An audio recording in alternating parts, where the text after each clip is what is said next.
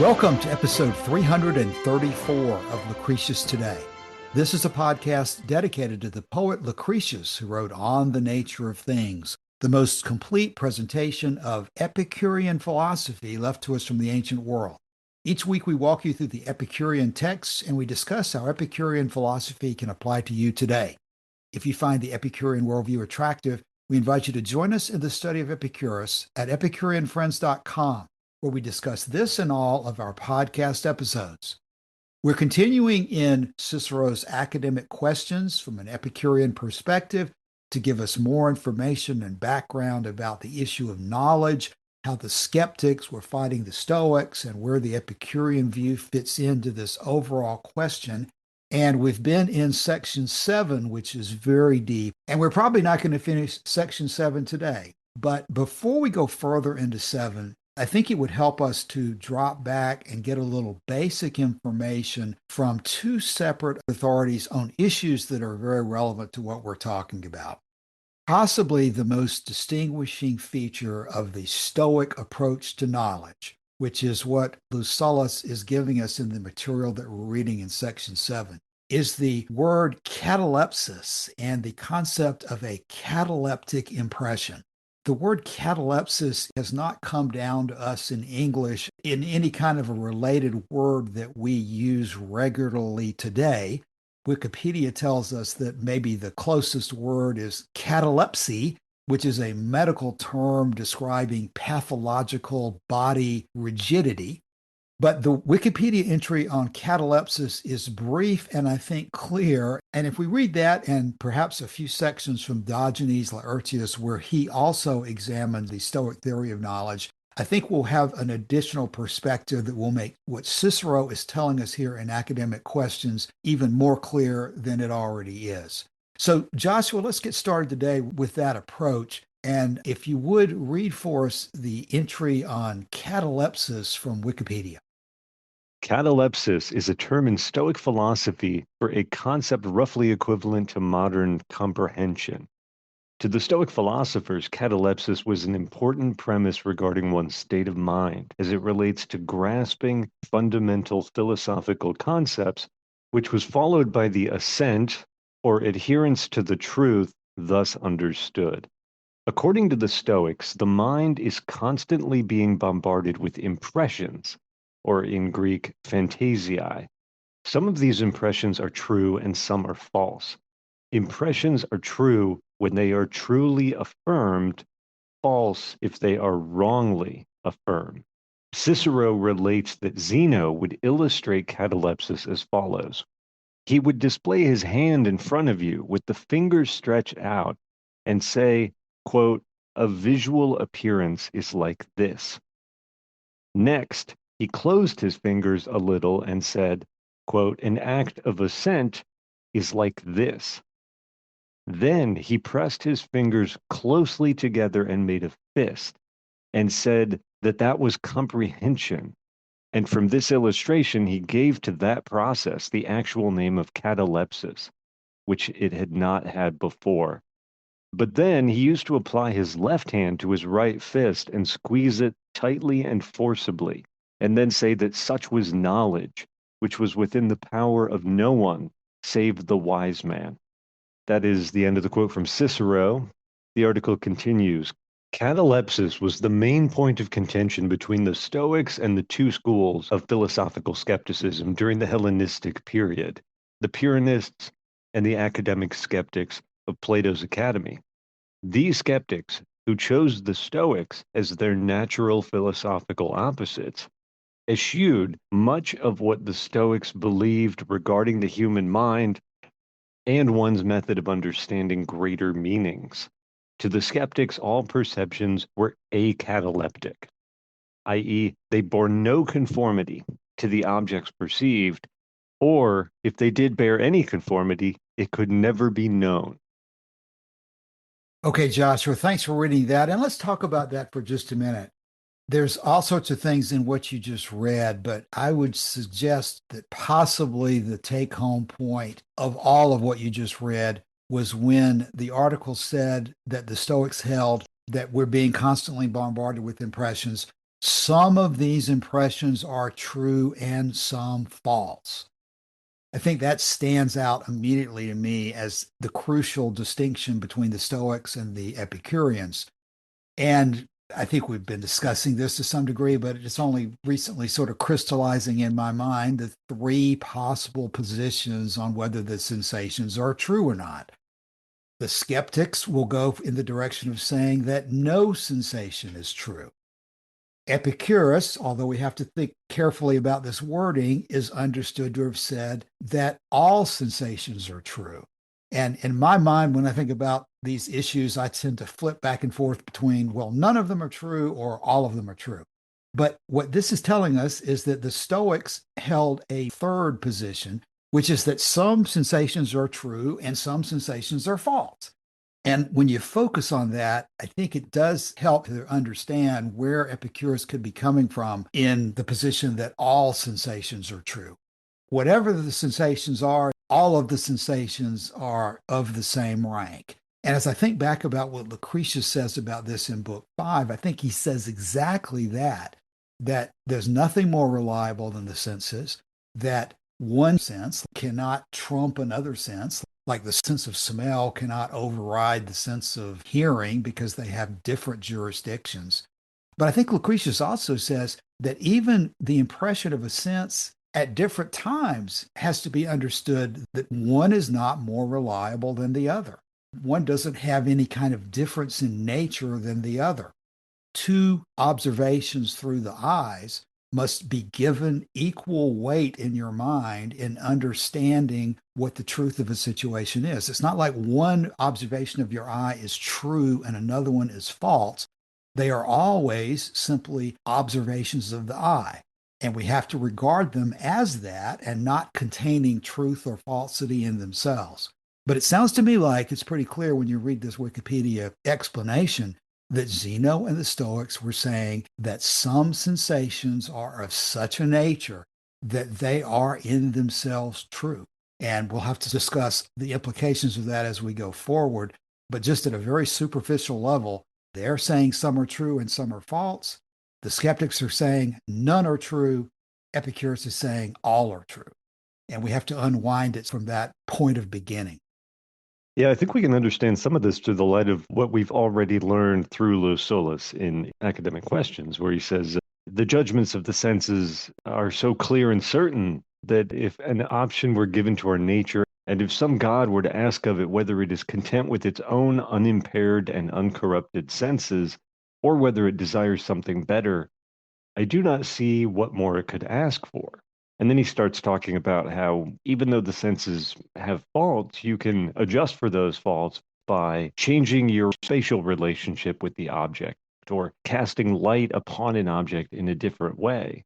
And this gives you more confidence. He says, we do these many things until our sight causes us to feel confidence in our judgment. Confidence is the thing that we talk about quite a lot when it comes to theories of knowledge in antiquity. And it relates to this Greek word pistoi, which is the root of epistemology, and it also has connotations of faith, which has informed religious traditions from Christianity and elsewhere. But the point of this, that you can do things, manipulate your environment in such a way that you can make your senses work even harder to give you real impressions of the real world, impressions that can be relied upon confidently. I think we would both say, Cassius, that that is good as far as it goes. I mean, Epicurus certainly would say that it doesn't go far enough. Yeah, Joshua, exactly. That confidence in knowledge is what we're after. We haven't yet decided, as part of this survey of academic questions, all the details about how you reach that conclusion. But that is a point that unifies the Stoics and the Epicureans against the skeptics. That confidence in knowledge is something you must have if you're going to live successfully. You cannot start every morning getting out of bed, looking around the room as if you've never seen anything before, as if you have no idea what's going to happen, as if every new experience is totally new to you and you cannot have any confidence about turning on the light switch is going to start the light or turning on the faucet is going to start the water. You have to act with confidence in order to live your life. So confidence is clearly desirable, and the question is how we attain confidence, as opposed to the skeptics who say you can't obtain confidence. If you're Cicero, maybe you can get a little bit of probability. If you're Pyrrho, you're going to reject even that. You're going to say even probability is a ridiculous standard because nothing is certain in the world of radical skepticism. Yeah, let me say one more thing about this passage, and that is this image of the hand grasping. I haven't really studied enough Stoicism to know what their theory of language is and how that relates to epistemological confidence and so on. But this sort of laconic style of brevity and let's try to get things across without sullying the conversation with words, right? We're just going to use images, hand gestures, and so on.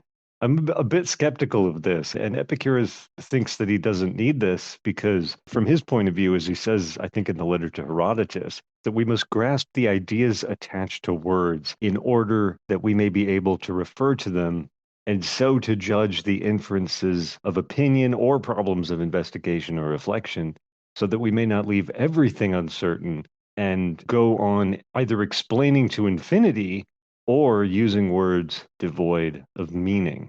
And he says, for this purpose, it is essential that the first mental image associated with each word should be regarded and that there should be no need of explanation if we are really to have a standard to which to refer a problem of investigation or reflection or a mental inference. And I do notice that the English translator in what I quoted does use the word grasp, that we must grasp the ideas attached to words, which I don't know what the Greek is in that passage. This may be one of the ones where he does use words similar to katalepsis. But the idea of conveying philosophy using hand gestures reminds me of a story that is popular in collections of stories associated with Zen Buddhism. Because in this story, there's a one-eyed monk, and he has an elder brother, and they live in a residence with some other monks, and a traveler comes along and applies for lodging. And the going rule in this culture apparently was that if you could win a debate on Buddhism, then the loser of the debate would have to put you up for the night, right? So the elder brother, who was deeply and widely read and very erudite in the study of Buddhist philosophy, but was very tired. And so he invites him in and then says to his younger brother, the one-eyed monk, he says, I'm going to go to bed, so why don't you take this one? But request the debate in silence.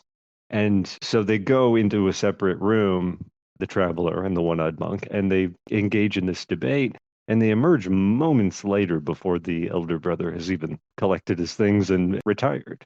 And the elder brother asks the traveler what happened. And he said, I have to move on because your younger brother beat me in the debate. And the elder brother says, relate the dialogue to me. And the traveler says, first I held up one finger to represent Buddha. Then your brother held up two fingers to represent Buddha and his teaching. So I held up three fingers to represent Buddha, his teaching, and his followers. Then your clever brother shook his clenched fist in my face to indicate that all three came from one realization. With that, the traveler left. And then a moment later, the younger brother comes out, looking very angry. And the older brother says, I understand you won the debate. And the younger brother says, I won nothing. He says, the traveler was a very rude man. And the older brother says, well, tell me the subject of it. And the younger brother says, the moment he saw me, he held up one finger, insulting me by indicating that I have only one eye. But because he was a stranger and I thought it would be polite to do so, I held up two fingers, congratulating him on having two eyes. At this, the impolite wretch held up three fingers to show that we had but three eyes between us. So I got mad and threatened to punch his nose, and he ran out of the room. It's kind of an amusing story that certainly has more layers of meaning in Zen Buddhism, but from the perspective of an outsider, it just goes to show the level of misunderstanding that can arise when you rely on hand gestures to try to communicate important philosophical points rather than words, which is something that I would much prefer. That's a great story, Joshua, and directly on point. Very clear about how difficult it can be to use symbolism to express details of meaning. I've never heard that before, so I'm glad you included it. So, Joshua, having read from Wikipedia, we always like to go back to the original sources as best we can. And although what I'm about to refer to is not an original source in the sense of being one of the Stoics themselves, Just as Diogenes Laertius gave us a lot of detail about Epicurus, he also gave us a lot of detail about the Stoics. And I think it would be helpful for us to refer to what Diogenes Laertius summarizes as to the Stoic theory of knowledge. And we have that in book 7 of his collection of Lives of the Famous Philosophers, starting around section 45. So 45, I think, makes sense to read. 46 makes sense to read. But Joshua, if you could read to us the explanation that Diogenes gives us of the Stoic theory of knowledge. So I've quoted the letter to Herodotus from Epicurus on the subject of language and the meanings of words and definitions, which he generally doesn't employ definitions, certainly as much as we find in other schools, where they're trying to do things like give definitions of justice that are always true and hold good in every situation and scenario. As DeWitt points out, much in the same way that in geometry, you can define regular features like points and lines and triangles and so on. And Epicurus mostly dispenses with that. He says we grasp the first mental image that comes to our minds when we're thinking about words. Diogenes Laertius on Stoic epistemology says this. He says, now the part which deals with canons or criteria, the Stoics admit as a means for the discovery of truth, since in the course of it they explain the different kinds of perceptions that we have. And similarly, the part about definitions is accepted as a means of recognizing truth, inasmuch as things are apprehended by means of general notions. Further, by rhetoric, they understand the science of speaking well on matters set forth by plain narrative, and by dialectic, that of correctly discussing subjects by question and answer. Hence their alternative definition of dialectic as the science of statements true, false, and neither true nor false. Rhetoric itself, they say, has three divisions: deliberative, forensic, and panegyric. Rhetoric, according to them, may be divided into invention of arguments, their expression in words, their arrangement, and their delivery, and a rhetorical speech into introduction, narrative, replies to opponents, and peroration. Dialectic, they hold, falls under two heads. The first head is discourse, and the second head is language. And the subjects of discourse follow under the following headings: presentations and the various products to which they give rise, propositions enunciated and their constituent subjects and predicates, genera and species, arguments, moods, syllogisms, and fallacies, whether due to the subject matter or to the language, these including both false and true and negative arguments, the Socrates syllogism, and so on, whether defective, insoluble, or conclusive, as well as the fallacies known as the veiled or horned, no man, and the mowers.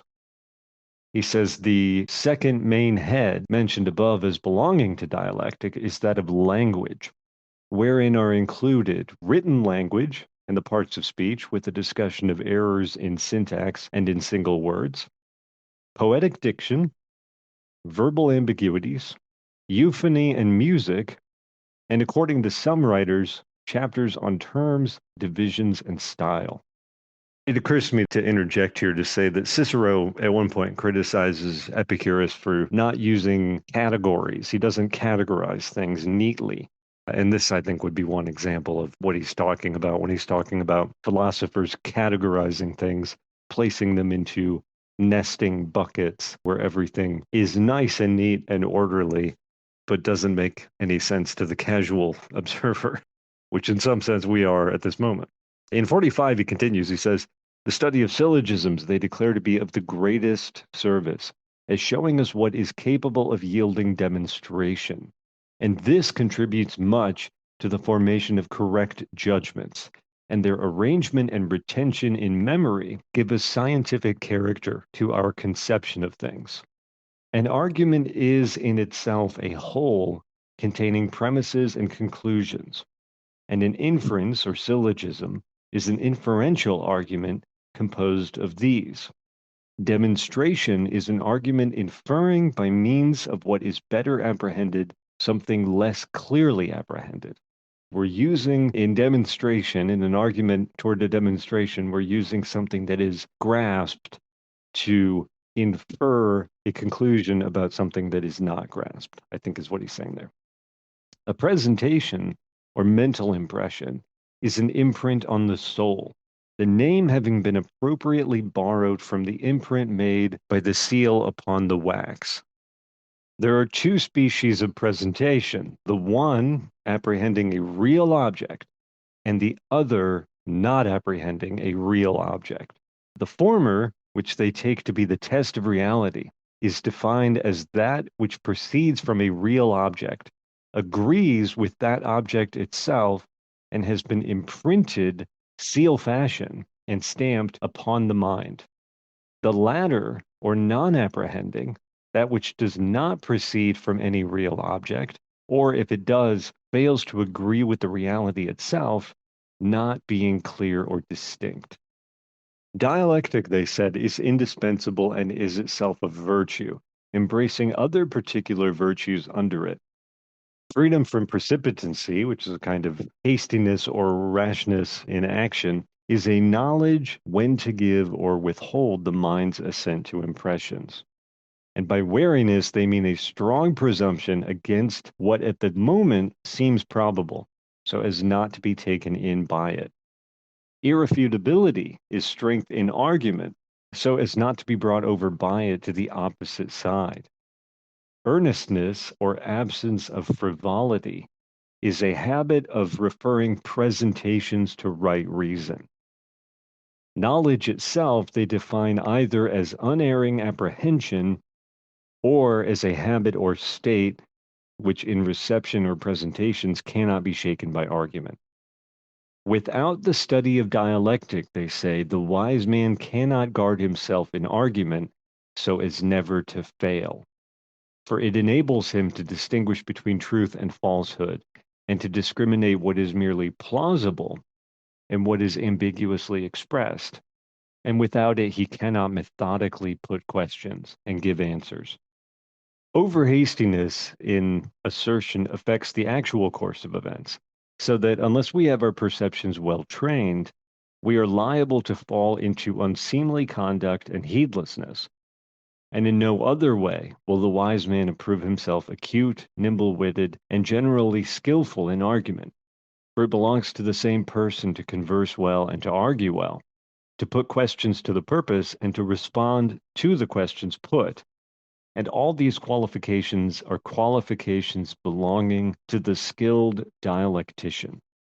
Such is, summarily stated, the substance of the logical teaching of the Stoics. Joshua, I have a feeling that rather than me jump in with some commentary right now, since you've just read through this, I bet there are some things in your mind that you'd like to go ahead and focus on. So, what do you think about what you just read? Well, the key thing for our purposes is this metaphor of an impression, which is like a seal upon the wax, right? But this impression strikes your soul or strikes your mind. And he says there are two species of presentation or mental impression, the one apprehending a real object and the other not. The former, which they take to be the test of reality, is defined as that which proceeds from a real object, agrees with that object itself, and has been imprinted seal fashion and stamped upon the mind. The latter, or non-apprehending, that which does not proceed from any real object, or if it does, it fails to agree with reality itself, not being clear or distinct.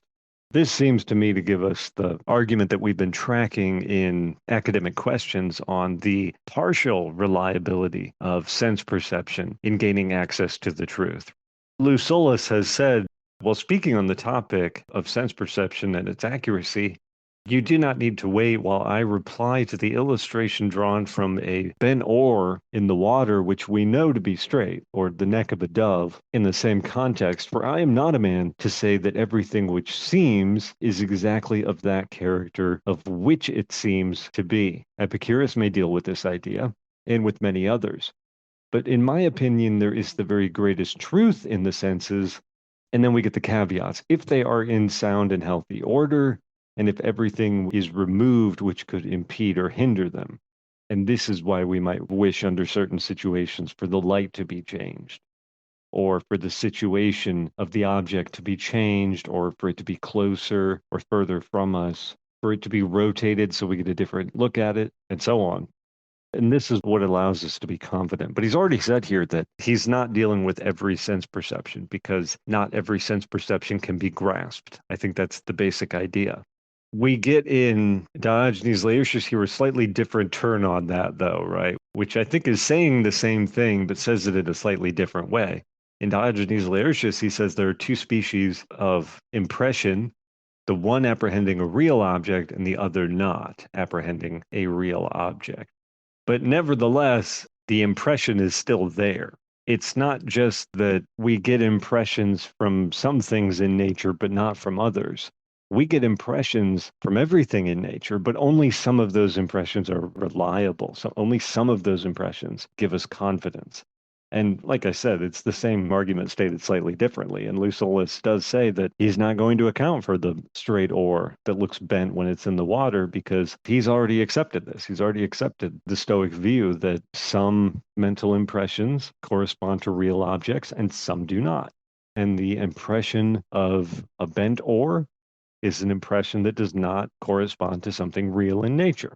The oar might be real, but we don't have to fall all over ourselves from the Stoic point of view to defend sense perception when it is clearly showing us something that does not accord with the known facts, the fact of the oar being straight. Now, Epicurus answers that objection in his own way, and he does it while maintaining the reliability of the senses. But here we have, as you said, Cassius, a kind of middle ground between the hardline skeptic, which says that nothing can be grasped that comes to us through the senses, and Epicurus, who says in a way that requires some explanation that all sensations are true. Joshua, let's draw that out because I think people hearing you think your way through it is going to be helpful. How do we judge what you've just been talking about from Lucullus and the Stoics? How do we evaluate that from an Epicurean perspective? Yes, it's one thing to say that the Epicureans say that all sensations are true and the Stoics say that some are true and some are false. But let's go one step further. Why would Epicurus dispute what the Stoics have said? How would Epicurus substitute something else for saying that some are true and some are false? When does Epicurus say that we can be confident that an opinion that we have reached through sensation is true? Do you simply get close to the tower and then a sensation at that moment becomes ta-da true? Do you move to another angle and that sensation from that angle you grasp so tightly with your fists that you're sure that it's true? I don't think that's what Epicurus would say, but you work through it for us. How are you thinking about that? How would you explain in that context that all sensations are true and therefore what we need to do with those sensations? You know, we've been having discussions on the forum recently about why do you look to the young of all species in your determination that pleasure is matter for approval and pain for aversion, right?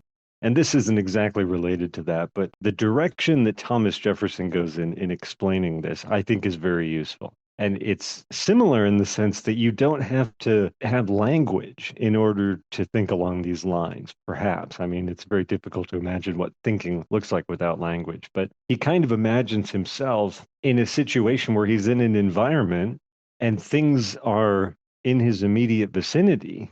And what can he do in order to learn about this situation? And what he says is, I feel, therefore I exist. I feel bodies that are not my own. There are other existences. I feel them changing place. This gives me motion. Where there are no bodies, I call it void or immaterial space. And he says, from these few sense perceptions, he is able to build up all the certainties that he will ever need or have. And the claim that these sense perceptions are true is a difficult one because in Epicurean philosophy, the judging faculty is really in the mind. What the senses are, an analogy that we've used before, is that the senses are just witnesses in court. These are witnesses to our environment that are just giving us information. And they're giving us this information without any added opinion. There's no layer of opinion added by sensation. And there's no judgment going on in these faculties that colors that information as it is coming into us. The senses are not omniscient, they don't see everything, but they don't mislead about what they do see. They're just reporting the facts, they're just reporting the evidence that is available to them. It's streaming into every one of our senses all the time. Joshua, do you agree that Lucullus is saying that some of those impressions that we receive come from real things and that they are so impressed upon us as a seal upon wax that we can judge that those sensations are true? Well, not exactly, no, because what Diogenes Laertius is saying that the Stoics are saying is that both the grasped and the non-grasped mental impressions impress upon us like a seal upon wax. Okay, so that would be a description of sensation, that the things that we are receiving are all impressions. Do you agree that they are seeing some impressions as more reliable than others? Yes. And how are they judging which of those sensations are more reliable? I mean, what he says is that with some sensations, there is a kind of clarity that inspires certainty, and that in other sensations, there is less clarity, less distinction. It's fuzzier around the edges, you could almost say. And that it's only when this clarity is present that you judge one sense perception to be true and another one to be false. I think that's very well stated. Clarity, I think, is a good word to be using. It's not exactly the same as cataleptic, but I think that's what they're talking about, is that they think that certain types of impressions are so clear that we have some ability, potentially or largely through dialectic, as they keep talking about dialectic, but we have ability to determine that some impressions are so clear that they alone are to be trusted and that the others should be disregarded. So, for the time being, at least, maybe that's a working way of discussing it. I would like to refer us in this context over to Lucretius, who probably gives us the most detail that's been preserved from the Epicurean text about Epicurus's views on these things. Book 4, around line 478. And let me read a little bit of this, and I'm going to single out a particular sentence. But I mentioned this earlier, and I want to tie it down by going to Lucretius himself. 478, and I'm reading the Cyril Bailey version. You'll find that the concept of the true is begotten first from the senses, and that the senses cannot be gainsaid. For something must be found with a greater surety, which can of its own authority refute the false by the true. Next, then, what must be held to be of greater surety than sense? Will reason, sprung from false sensation, avail to speak against the senses when it is wholly sprung from the senses? For unless the senses are true, all reason too becomes false. Will the ears be able to pass judgment on the eyes, or touch on the ears? Or again, will the taste in the mouth refute the touch? Will the nostrils disprove the smell, or the eyes show it to be false? It is not so. For each sense has its faculty set apart, each its own power, and so it must needs be that we perceive in one way what is soft or hot or cold, and in another the diverse colors of things, and see all that goes along with color. Likewise, the taste of the mouth has its power apart. In one way smells arise, in another sounds. And so it must needs be that one sense cannot prove another false. Now, so far, I think we're all very familiar with what he's been saying. One sense cannot judge another sense. Reason cannot override the senses because reason is based on the senses, and reason is not some kind of outside force that is more reliable than the senses. So, in that aspect, I think we've got a direct refutation of this issue that dialectic or some kind of faculty of reason, as alleged by the Stoics, is going to tell us which senses are correct and which ones are not. They have to work together and not at odds with each other. And that's the way I've generally been looking at this most of my time spent reading Epicurus, is that that is the most important part. But now that I see where the Stoics are coming from in terms of saying that some impressions constitute some kind of catalepsis that can be taken on their own as true, that this sensation is true and another sensation is false, I would go to the next line, and I think this hammers home the refutation of that point. Because the next sentence in 478 here says, and so it must needs be that one sense cannot prove another false, nor again will they be able to pass judgment on themselves, since equal trust must at all times be placed in them. Therefore, whatever they have perceived on each occasion is true.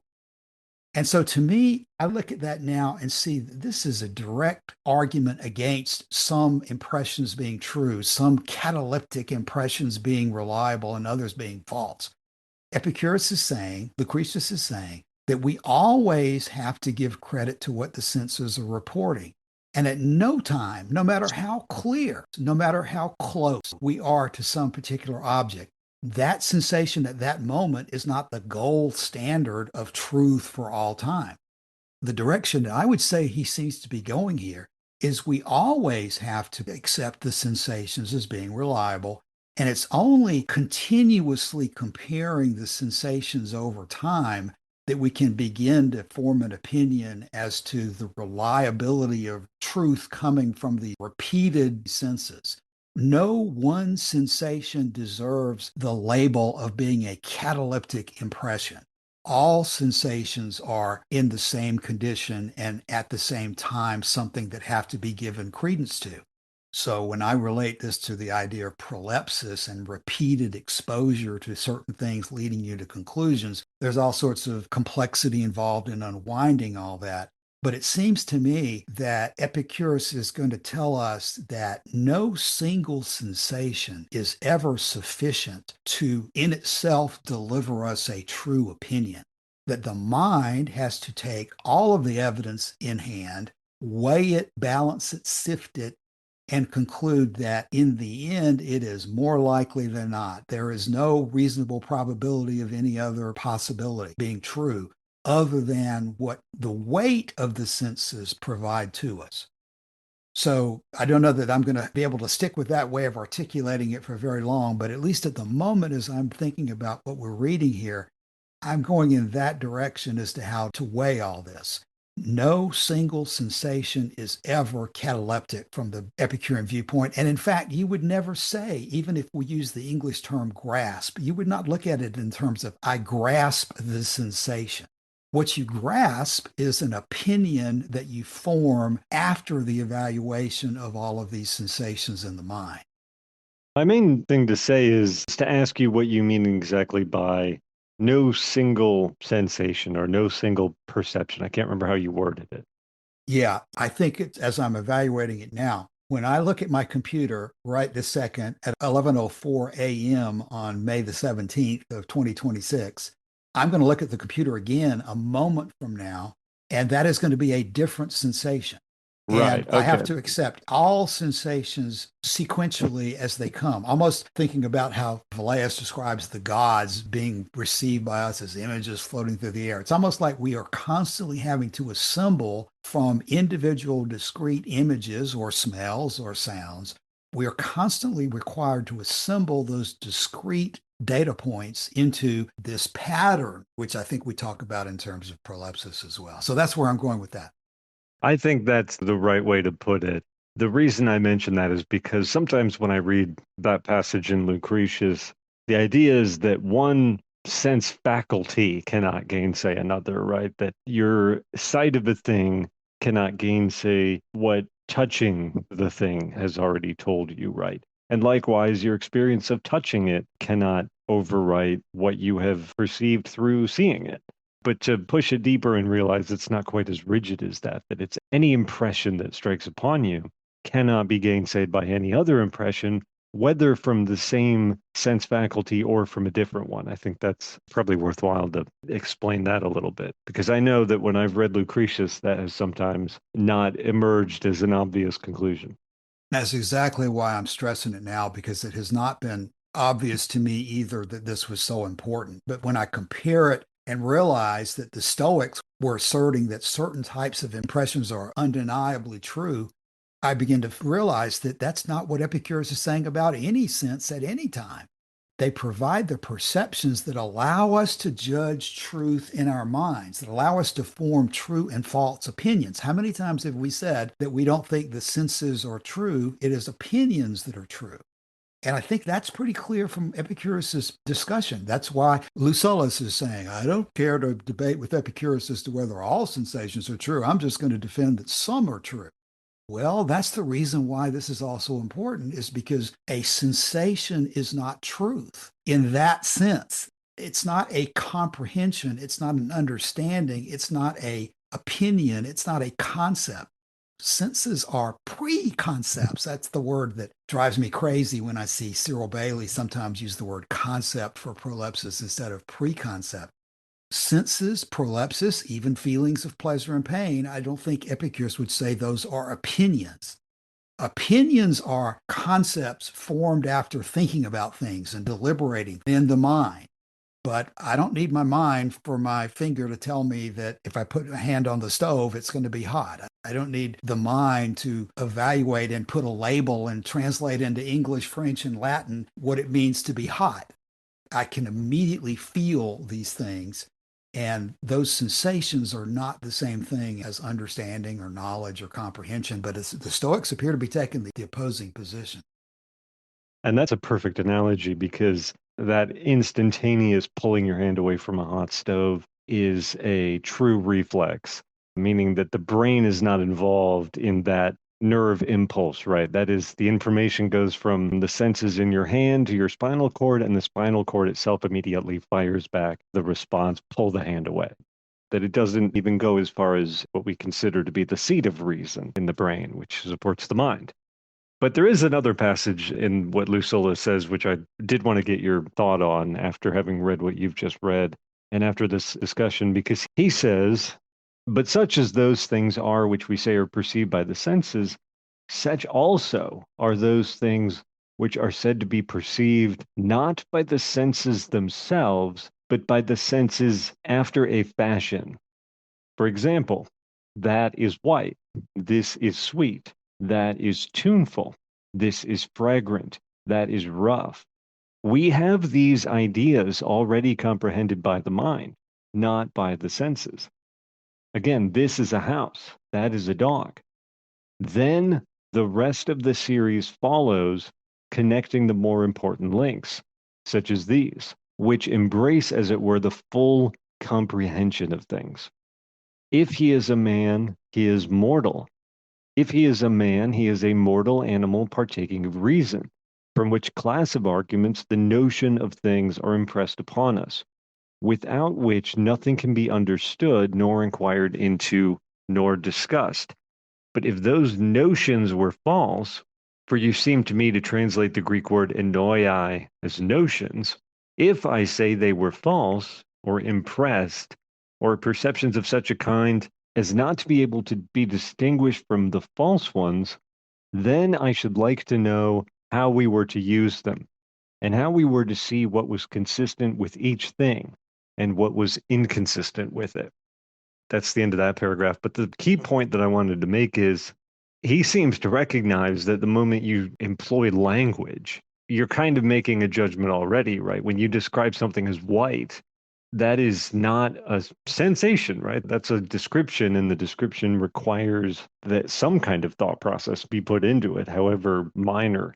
And we can compare this with what Torquatus says in On Ends, right? Where, again, on the subject of pleasure and pain, he says we don't need to support the idea that pleasure is the good by elaborate argument any more than we need to support by elaborate argument the idea that honey is sweet and snow is white and fire is hot. Exactly the same point you made, Cassius, about the hot stove. I'm quoting that from memory, so I don't remember exactly what the context is there. But to clarify, Lucullus is saying those are not sensations. It's not a sensation that honey is sweet. Honey is sweet is a linguistic description that we've given, that we've applied as a label to that sensation, right? And then, because he's interested in reason and dialectic and so on, and that kind of forms the core of so much of the academic skeptic canon of epistemology, but also of the Stoic system, is that the moment you've introduced language and comparison, then we can start getting into syllogisms. Then we can get into what he says is the full comprehension of things, right? The class of arguments from which the notions of things are impressed upon us, without which nothing can be understood, nor inquired into, nor discussed. But if those notions were false, then I should like to know how we were to use them and how we were to see what was consistent with each thing and what was inconsistent with it. We can probably continue this conversation next week and may have to, but this does follow along with what we were just talking about, Cassius. It certainly does, Joshua. And we are going to run out of time for this week, but you've clearly hit on a very important aspect of all this that we have talked about some in the past, but we're going to have to continue to talk about. And the way I would describe what the issue is here is that there clearly is a process in life that we often call conceptual reasoning. When we say honey is sweet, snow is white, that is a language labeling system in which we have concepts of honey, concepts of is, concepts of sweet. We have to process these words, and in words, we use definitions. And it is clear that everybody agrees that that is a process that has to be understood. I don't think there's any sense in which Epicurus rejects conceptual reasoning as not being useful. The issue is not whether conceptual reasoning is useful because A plus B equals C, any kind of abstract formulas, those can be highly useful, and everybody understands that. What becomes the issue is not conceptual reasoning alone, but the issue of how you get to the process of conceptual reasoning in the first place. How do you ever validate anything as true or false to begin to manipulate it through conceptual reasoning? And we know that Plato was suggesting that, well, the way we know things is that we were existing in another dimension before we were born, and knowledge is the process of remembering things from our past lives. Well, that's not going to fly with Epicurus. Therefore, we come up with a system which I think is described under the general category of prolepsis, in which our minds are endowed with the faculty of organizing things automatically, which are what is referred to as prolepsis or preconceptions, which gives us something to work with when we start talking about conceptual reasoning. So I think that we're going to have to keep both categories in mind. And it is important to keep them separate because I think they are two separate things. Gosh, we are going to run out of time for today. And let me close by saying that one thing I want to address next week also is going to be this. When we address, as we have in many times in the past, the issue of the paradox of motion, the idea that somebody's going to say that it is impossible to walk across a room, that motion is impossible is the general category of the assertion. I think in the past, I have tended to say that the way you prove that motion is possible is to simply point to somebody who is walking across the room. Given our recent discussions here today, even about all sensations being true, I don't think that's a sufficient way of looking at it, because I think what you have to do is go further from any single sensation, even those sensations in which you're observing something at different locations. You've got to have a theory of understanding in which you articulate how these observations add up to an opinion that is true. Always keeping in mind that opinions can be true or false, but the sensations are never true or false opinions. The sensations are never content, they're just perceptual data, all of which you have to treat to be true, including the moment that you look at something and it stays in a single position. That observation is just as reliable as the observation in which an object appears to be changing positions. You have to have a articulate method of explaining how the mind takes these individual sensations and converts them into opinions that we think are true or false. And Epicurus has a theory of that, which is very distinct from the idea that certain impressions are themselves true. Let me let you have the last word, Joshua, and then I'll close us out. I think it's been very helpful, Cassius, to go through in this level of detail and to consult these other sources as well, because we are going to be going even deeper into some of this. I think perhaps next week we're going to get into the question of memory. What memory, he says, can there be of what is false? Or what does anyone remember which he does not comprehend and hold in his mind? So there's going to be many, many more deep conversations to come on these questions. I think we would both say that the study of Stoic epistemology is something we have put off for far too long because confronting it has been very interesting. I agree, Joshua, and we will continue to do that next week. In the meantime, we invite everyone to drop by the Epicurean Friends Forum and let us know if you have any questions or comments about this or any of our other discussions of Epicurus. Thanks for your time today. We'll be back again soon. See you then. Bye.